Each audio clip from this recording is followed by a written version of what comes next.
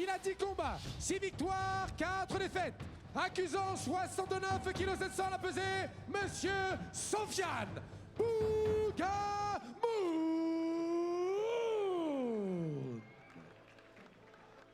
Dans le coin rouge, combattant belge, il a 5 combats, 4 victoires pour une défaite. Il a été pesé à 69 kg 900, s'il vous plaît, Monsieur Nicolas Di Franco.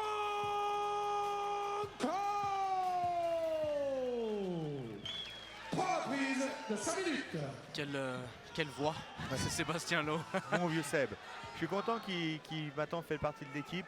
C'est vraiment quelqu'un de sympathique qui fait partie du milieu du MMA français depuis un petit bout de temps. Et il est bon. Entre Ahmed Korchi, l'arbitre, Sébastien Lowe, c'est vraiment deux personnes très expérimentées et professionnelles. Donc voilà, deux combattants, Nicolas, Sofiane, deux combats physiquement assez similaires, très longiligne.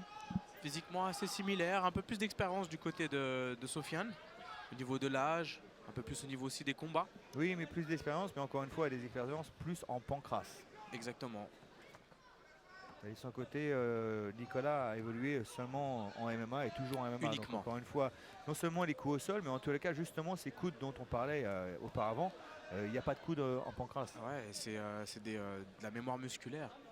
Donc si on n'a pas l'habitude de les envoyer, c'est bien compliqué. Après, on ne connaît pas comment s'est passé son camp, est-ce qu'il a travaillé les coudes ou pas. En tous les cas, c'est Sofiane qui a l'air d'avoir confiance en lui parce qu'il baisse ses mains. Ils sont assez bas. Et surtout face à quelqu'un comme Nicolas qui bouge de gaucher, de droitier, qui boxe souvent en ligne. Ça peut être assez dangereux. Les deux frères sont gauchers. Hein. Et c'est très bien qu'on n'a pas vraiment l'habitude de boxer contre des gauchers. Est-ce que dans son camp, il s'est préparé à affronter un tel adversaire? Et tant même qu'il soit gaucher, c'est souvent qu'ils changent de garde aussi. Ils aiment mélanger aussi. Mais encore une fois, et en plus, il boxe en ligne. Donc il boxe juste en ligne droite. Il y a très rarement du gâchis. Je pense que Sofiane va l'attirer vers lui pour essayer de le toucher en contre. En fait. C'est peut-être pour ça aussi qu'il lance ses mains. Ce petit middle direction du foie. En tous les cas, Sofiane n'est pas intimidé. Il est assez relax. Pour l'instant, ça s'observe. Ils ne se connaissent pas encore trop bien tous les deux. Ils ne savent pas trop, et encore une fois. Quand ces deux combattants... Nicolas qui se jette un peu sur ce takedown, mais au final réussit à l'avoir. La défense n'était pas très bonne Est-ce que Sofiane va avoir le réflexe de se relever? Oui, là, c'est ce qu'il fait. Par contre, il pense d'abord à se relever et ensuite partir sur attention, c'est guillotine. Elle est serrée, attention. Le changement de main. Attention. Là, elle est bien engagée, il reprend la montée. Il en sort, joli. Elle était prête celle-là, on a pu voir grimacer. On a pu voir un peu les réflexes de Loutali, vraiment très axé le jeu sur les guillotines. Il l'a eu tout de suite, il savait qu'elle était bien placée, c'est pour ça qu'il l'a pas, quand il a même fait son scramble, qu'il s'est relevé, il a gardé la position en guillotine. Et même là, il attend, mais de temps en temps, il devrait d'abord penser à défendre, à part si vraiment l'opportunité... Mais la première, je pense, était tellement près qu'on reste sur ce réflexe de dire « Ah, elle était tellement près, il faut que je reparte dessus. Ouais, je peux encore la replacer. Et là, il faut appuyer sur le bouton reboot et repasser à autre chose. Voilà. Ouais, recommencer. Donc là, il bloque son adversaire pour essayer de récupérer ses pieds pour pouvoir se relever. Parce que là, ce que Nicolas fait, il lui tient son pied. Donc comme ça, il ne peut pas prendre appui pour essayer de se relever contre la cage. Donc là, je pense qu'il le frustre en lui attrapant le haut du dos, tout en pensant de toute façon à cette guillotine.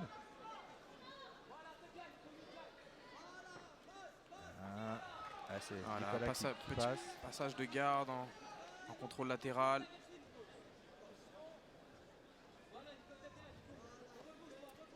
Qu'est-ce qu'il faut faire à partir de là, Jess, pour Sofiane qui est en dessous? Sofiane, pour le moment, je suis sûr qu'il sait ce qu'il faut faire. Pour le moment, je pense qu'il garde justement en contrôle lui pour pouvoir exploser sur une sortie.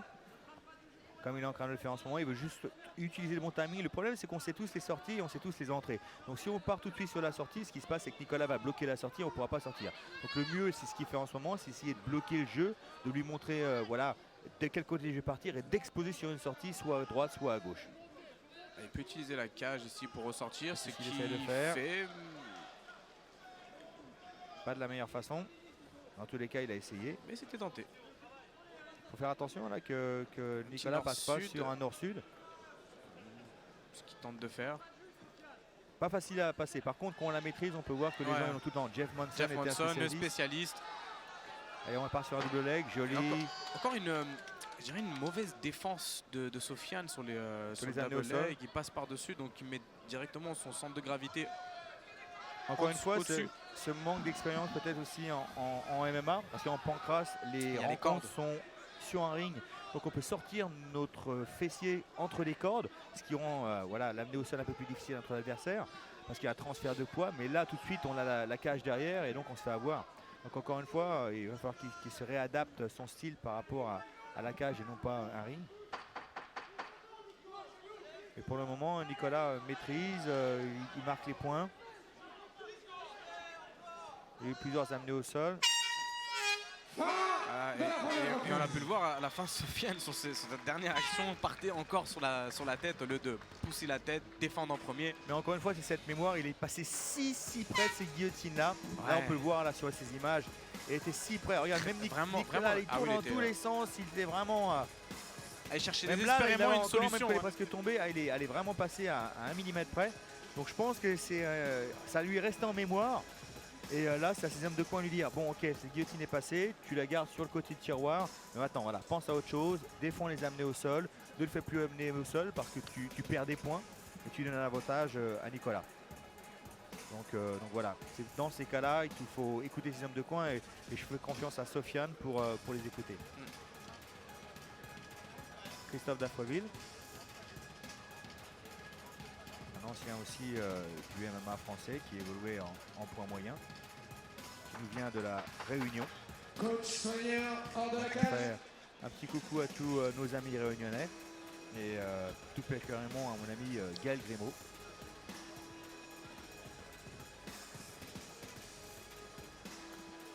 Alors, deuxième round, le premier round on peut dire que Nicolas a marqué suffisamment de points pour gagner. Il s'est amené au sol. C'était serré quand même. C'était serré. Deuxième reprise. Comment Sofiane va aborder ce deuxième round? Toujours avec ses bras baissés, moi qui m'inquiète personnellement, mais c'est son style. Il veut sûrement attirer Nicolas encore une fois pour pouvoir le contrer. Nicolas qui doit sentir aussi, il ne veut pas se faire à prendre au piège, donc il prend son temps, il essaie d'avoir le bon timing avant d'attaquer. Généralement avec son direct du bras arrière.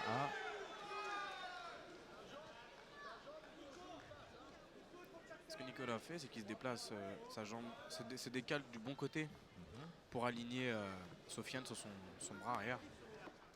Il tente de faire, mais mauvaise gestion je dirais, de la distance sur ce coup. Alors c'est une façon de le faire, après le mieux c'est de... Oh attention, cette guillotine encore, il repart. Il attaque vraiment c'est ce réflexe d'attraper la guillotine.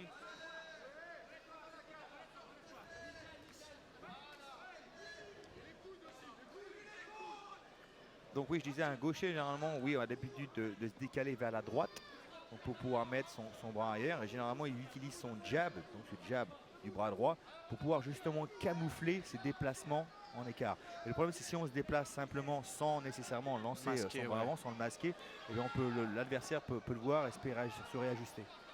Contrairement à Manny Pacquiao qui lui est gaucher aussi, mais met un double jab en partant sur sa gauche et en déstabilisant ses adversaires. C'est pas le même débit, pas la même vitesse. C'est pas le même sport non plus. Donc ouais, voilà, non plus, on peut pas. La comparaison n'est pas juste. En tous les cas, un peu comme dans le premier round, hein, Sébastien qui se contente pour le moment de contrôler au niveau des positions et de marquer des points.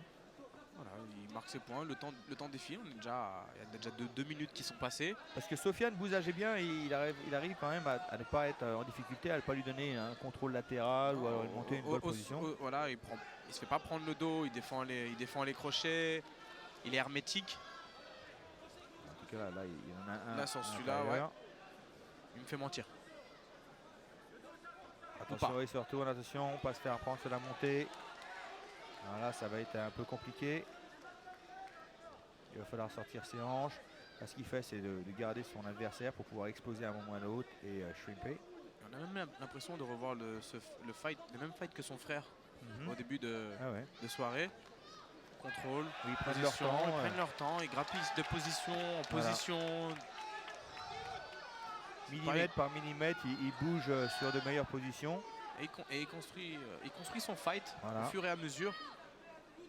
Tout en anticipant ce que leurs adversaires vont faire et en réajustant au fur et à mesure. Donc voilà, il n'y a pas de gâchis. C'est des petits coups, c'est voilà. Contrairement au poids lourd auparavant où ils ont lancé tout leur jus dès le départ en essayant des coups qui ne faisaient pas mouche. Il met ses crochets à l'intérieur, il veut pas perdre la montée. Ce côté Sofiane qui le colle, mais là voilà, il faudrait qu'il commence à bouger ses hanches. Qui essaie de Attention. récupérer au moins une demi-garde sans donner son dos, bien évidemment. Voilà, et là justement, c'est ce qui à tous les cas, il s'est retourné, mais il a su ne peut pas donner le deuxième crochet à Nicolas. Au contrôle sur ce bras droit là pour éviter qu'il posture, qu'il utilise le sol pour pouvoir se relever. Il se défend bien Sofiane au sol, mais on peut voir, voilà, là on peut vraiment voir l'adepte du pancrace qui n'a pas encore adapté toutes ses armes pour le MMA parce que voilà, en pancrace il n'y a pas les frappes au sol, donc c'est ce qui le déstabilise un petit peu. On peut voir que sous les règles du pancrace il ne serait pas nécessairement dans une mauvaise position parce qu'il arrive toujours à réajuster, à changer, à bouger ses hanches et même en quelque sorte en étant sur le dos, en marquant des points. Dès que là, voilà, à chaque fois il se fait bloquer, il prend quelques coups, il se fait bloquer, il se prend quelques coups, et c'est ce qui fait toute la différence dans les règles du MMA. Ouais, et même si à l'entraînement il a travaillé tout ça, là c'est le parti entre guillemets théorique à l'entraînement et là c'est dans les conditions réelles et c'est pas la même chose. Surtout face à quelqu'un comme Nicolas qui a vraiment lui l'habitude du MMA et qui les maîtrise, voilà, qui a toujours évolué sur ces règles-là et qui les maîtrise assez bien. Qui maîtrise assez bien et qui connaît cet environnement, qui connaît cette ville, cette organisation, cette cage. Sofiane il ne tourne pas ses hanches à chaque fois qu'il se retrouve sur le dos, à chaque fois il fait exactement la même erreur. Il passe les deux bras par-dessus. Il se met pas en profil. Il se laisse amener au sol malheureusement. Alors, au sol ça va, il bouge bien, il pas trop de dégâts, il bouge, mais voilà, le problème c'est qu'au fur et à mesure il se fait gratter des points. Et là ça va être un deuxième round pour Di Franco. Ah, il actif au sol, il défend, mais au final Nicolas reste le dominant au niveau des contrôles, au niveau des positions. Et encore une fois en pancrace ça peut marcher parce que justement tu restes actif, donc tu travailles constamment et vu qu'il n'y a pas les frappes, tu peux partir sur des soumissions, ou même si elles ne marchent pas, en tous les cas tu continues à marquer des points tout en étant sur le dos, tandis que là en MMA c'est pas du tout la même chose. Tu te fais bloquer, tu prends un petit coup, donc tout de suite vu que tu prends des coups, tu bloques, et tu n'es plus actif, donc tout de suite tu deviens beaucoup plus passif. Et ce jeu aussi contre la cage, c'est vraiment limite une discipline à part entière. C'est très technique. C'est très technique. On peut voir, c'est ce qui manquait à beaucoup de combattants français pendant très longtemps. Et maintenant, tous, pour la grande majorité, s'y sont mis. Maintenant, on peut voir à chaque fois, même au haut niveau, même dans des événements comme ici, ou voire même mineurs, à chaque fois qu'un combattant se fait mettre contre la cage, la réflexe automatique, c'est de se mettre en profil, de sortir ses hanches, de venir chercher ses poignets ou de venir à l'intérieur des aisselles pour promener l'adversaire. Et puis, voilà, il y a ceux qui ne sont pas encore habitués à ça. Ça vient de leur école, ça vient de comme par exemple Sofiane qui a l'habitude de combattre sous des règles qui sont un peu différentes et il a besoin de ce temps de réadaptation.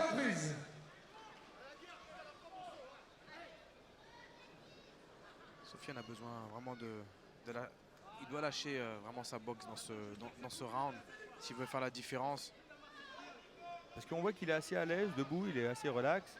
Mais il n'a pas été aussi offensif. Alors maintenant qu'il s'est fait amener au sol plusieurs fois, il y a ça aussi qui trotte derrière la tête. Ouais, peut-être cette crainte de lâcher et de se faire ramener au sol. En tout cas, là, dans le troisième round, il faut qu'il prenne une décision, il faut qu'il prenne des risques. Là, il est obligé. S'il veut réellement gagner ce combat, il n'y a pas d'autre option. Ah, ça bien qu'il lance des kicks aussi. Surtout dans cette distance-là, où tous les deux se concentrent un petit peu trop sur les points. Ouais, je le répète, jusqu'à présent, dans cet événement, on n'a pas vu beaucoup de kicks partir. Ce qui est drôle, c'est que dans le combat des poids lourds où il y a eu le plus de kicks. Ouais.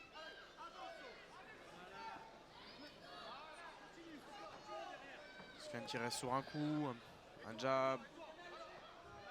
Il n'y a pas d'enchaînement, il n'y a pas de série de coups. Et c'est ce qui se fait encore une fois, les gens ont l'habitude, enfin en tous les cas les combattants ont l'habitude de voir ce qui se fait au plus haut niveau et donc à l'UFC en ce moment c'est ce qu'on peut voir, des gens qui restent pareil, il y a très peu de kicks maintenant à l'UFC en ce moment, des gens qui boxent, qui luttent, qui tentative d'amener au sol encore une fois, il l'a pas mal défendu sur ce coup là mais attention il faudrait qu'il se relève là maintenant tout de suite. Qui pousse la Il va tête. pas- ah, non, il va aussitôt. Donc je disais, voilà, les gens ont pour habitude de combattre de la même façon de ce que font les Américains ou alors en tous les cas les gens du haut niveau à l'UFC. Donc encore une fois, une position assez large de boxe anglaise, travailler avant tout sur les points, des amenés au sol qui sont pour la grande majorité similaires, des défenses qui sont assez similaires, au lieu de venir avec un style complètement différent. Et c'est ce qui fait la différence. On peut voir maintenant certains combattants qui sont à l'UFC, qui arrivent de Nouvelle-Zélande ou d'Australie ou d'ailleurs, qui ont un style qui leur est bien à eux et qui font vraiment la différence et pour certains même qui gagnent des ceintures. Ouais, bah, je sais pas, ceux qui ont suivi le dernier UFC, on a vu Hooker contre Alquinta, qui a fait un travail de sape sur la jambe avant avec des low kicks, mais très bas au niveau du mollet, vraiment en dessous.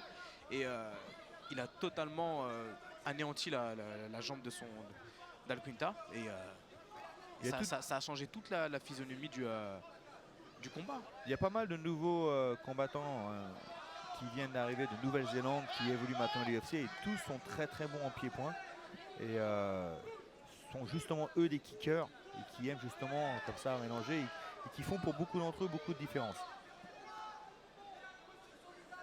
En tous les cas là on se retrouve un peu dans la même position que les deux premiers rounds. Nicolas qui fait son travail de sape au sol. Qui reste au-dessus, qui change de position, mais qui reste toujours dans des positions dominantes, il passe la garde. Et Sofiane qui a toujours aussi les mêmes défenses, c'est-à-dire passer ses bras par-dessus. 2 minutes. Attention à ces coups de coude là qui vont par le bas. Il faudrait que Sofiane se relève, il faudrait qu'il mette sa main droite au sol. Cette main droite là qui veut pousser la tête, il faudrait qu'il la mette au sol. Et l'autre et en amener whizzer. son genou droit vers la cage et se relever. Mais son coin lui dit, son coin lui dit de pousser la tête. Mais là il a suffisamment d'espace pour se relever. Là tout de suite boum, hop non mais il préfère aller sur son dos. Et Nicolas qui essaie de passer la garde. Il pousse sa tête à chaque fois. De son côté, Nicolas, ça serait bien qu'il commence à prendre des risques aussi, là, qu'il essaye d'être un petit peu plus dynamique, essaie d'avoir un finish. Je dirais qu'il sécurise son combat. C'est vrai qu'il a pris un break d'un an. J'excelle dans cette partie du combat. Je vais continuer à faire quelques dégâts, à être actif, marquer mes points. C'est vrai qu'avec son break, il veut peut-être avant tout renouer avec la victoire, se redonner confiance, retrouver ses sensations tout en allant 15 minutes. Mais bon là il reste plus que 40 secondes. Ça serait bien d'être un petit peu plus explosif, dynamique, d'essayer de chercher le finishing, le spectacle. Parce que c'est ça qui fera la différence aussi pour la suite ensuite. Pour les promoteurs aussi. Pour les promoteurs, pour signer avec de plus grosses organisations. Puis on est finisseur, puis on est, comment on dirait, je sais pas comment dire en français, mais bankable, c'est-à-dire vendeur. Vendeur, exactement. Parce que de son côté, Sofiane, il n'est pas très très marqué. Hein. Non, il n'est pas marqué, il n'a pas pris des gros coups. Mais c'est beaucoup de travail de sape au final. C'est beaucoup travaillé sur un échange de position. En tous les cas, l'arbitre les a laissé travailler. Il connaît le jiu-jitsu, il savait qu'il travaillait constamment. Il n'a pas joué le jeu de les relever automatiquement pour qu'ils se cognent dessus. Ils ont été actifs tout au long. C'est du scramble tout le long. Donc voilà, on peut voir ce takedown. Donc je pense qu'on peut dire que c'est une victoire supplémentaire pour Nicolas. Voilà, les jumeaux, j'attends la décision de l'arbitre, mais je pense que les jumeaux ont fait le travail ce soir. 5e victoire ce soir. Et sa 2e décision. Parce qu'auparavant il avait gagné par KO technique et 2 submissions.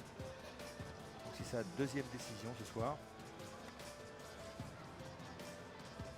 Donc maintenant c'est à lui d'être actif maintenant après ce break d'un an, c'est de continuer sur cette lancée et d'essayer d'avoir un maximum de combats en 2020.